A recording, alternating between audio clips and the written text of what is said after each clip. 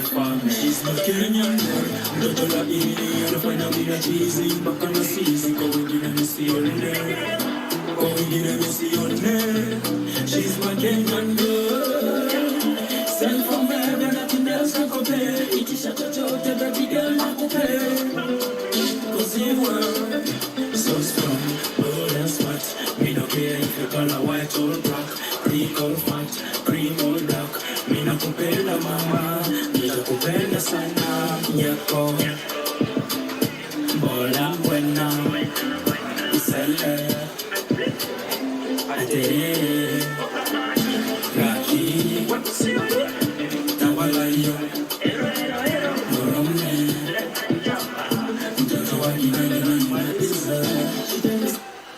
That is just but a sample of what Studio Mashinani is all about under the Ajira Digital program. That is Don Kadris. And beautiful vibes there by that particular artist. There are those, some of us, who cannot even sing to save our lives. But hey, Studio Mashinani is here for those who have talent, what we say, lyrical voices, and also who have, you know, words to speak, like spoken art. This is a program that has been envisioned by the government to help lower the cost of production, especially for artists.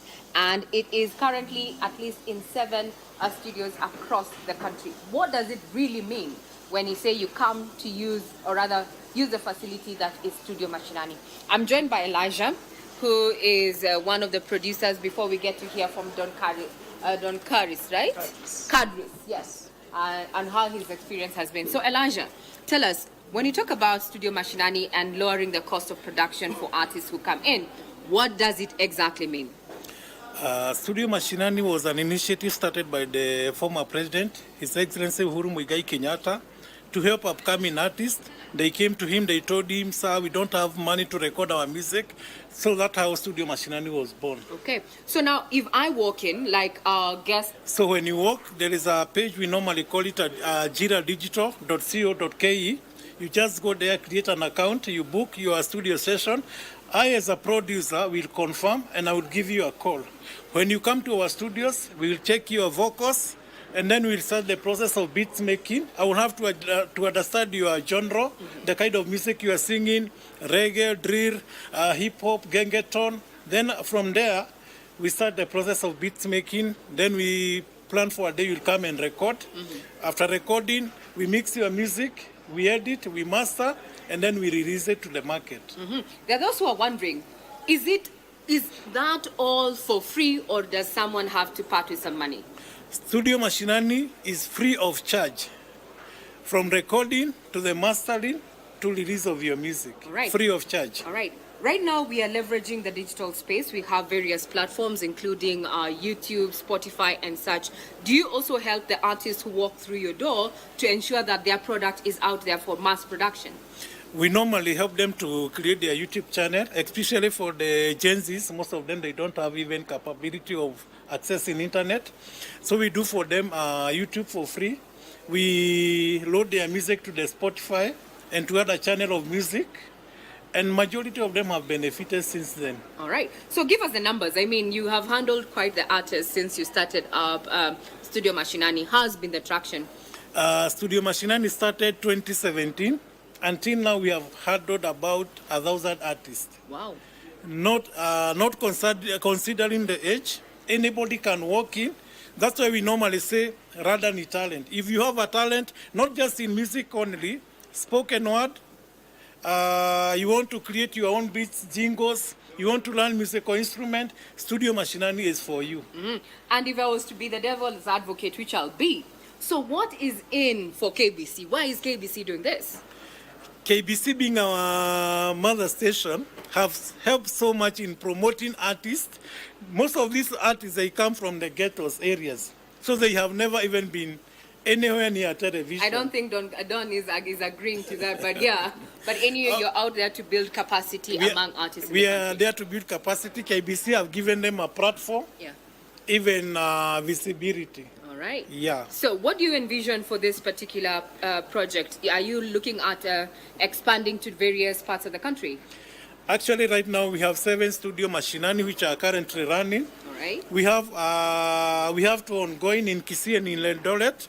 If you're in Nairobi area and in its environment, we have Langata Studio Mashinani, two of them. We have a live band. We're a small studio, we normally target a single or two artists. All right. In Langata. So basically, we are open for business. We are open for business. We also have Studio Mashinani in Mombasa. Wow. So those guys who are in Mombasa, we have one at Studio Mashinani, Sauti House. We have one in Kisumu, Gatanga. You know, Gatanga is a cash crop of all major musicians in Kenya. We also have one in Comarox. We also have one in Kitui. And we are doing also two in Kisii and Eldoret. Yeah. Very well. So if you happen to have that idea, you know, that song that you always sing along to when you're either doing your chores, fixing your vehicle, or even, you know, taking a shower, well, don't sing no more in the shower. Find your way to Studio Mashinani. 7 already operational, two under construction. 5 are already spread across various parts of the country, including Mombasa and Kisumu. But now let's hear from the artist of the day this morning. We just had him play music before we actually got on air. So I'd want to hear Don Kadris. Yes. How's been your experience as an artist using the facilities within Studio Mashinani? First of all, the first challenge that most artists face is financial. Yes. Because the misinformation of coming to the entertainment as an entertainment, not a business. All right. That's Okay. the first problem. Getting into entertainment as entertainment and not business. Yes, because most artists don't understand they have to invest first. Because it's not just the entertainment part, it's a business. So the mindset of people having money to pay, it's not there. So it's like, when I started, it was like, oh, I am talented, I have a talent, so producer, how can you help me? Oh, I don't have money, I don't have this. So that is, you see, that misinformation is where the biggest problem starts. So you need to be ready to invest.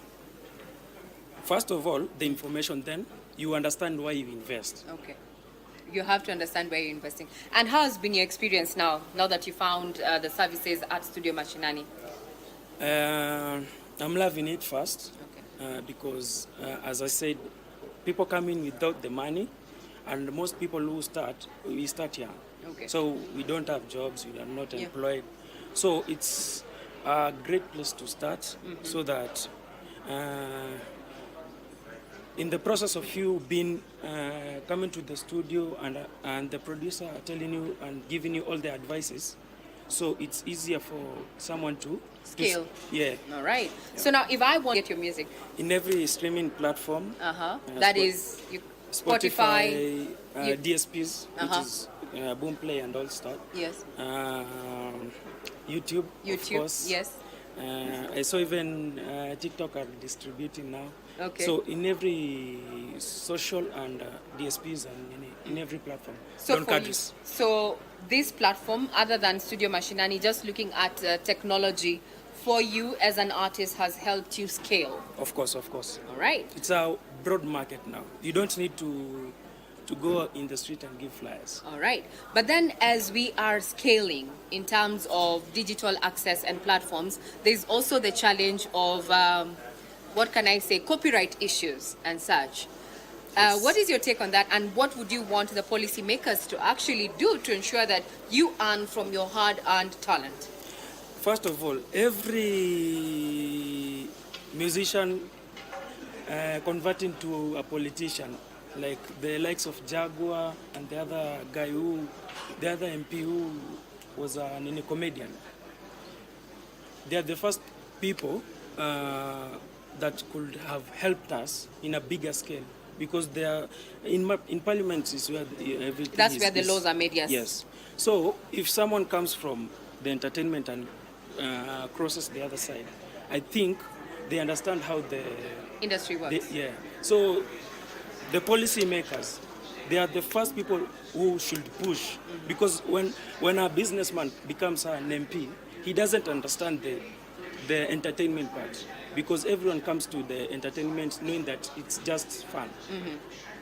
So the misinformation and the guys who can push that stuff, I've mentioned like the likes of Jaguar and Nemi. Those who were initially in the Exactly. entertainment Yes, space, yes, yes. and now they have got to the legislation. So we are going to continue keeping tabs on what is happening here at the Connected Africa Summit. Remember, this is the last and final day. We want to find out this 15th edition, what does it mean for Kenya in terms of impact of hosting this particular summit, and also looking at the policy aspect. There's been a lot of pressure for more adoption of AI.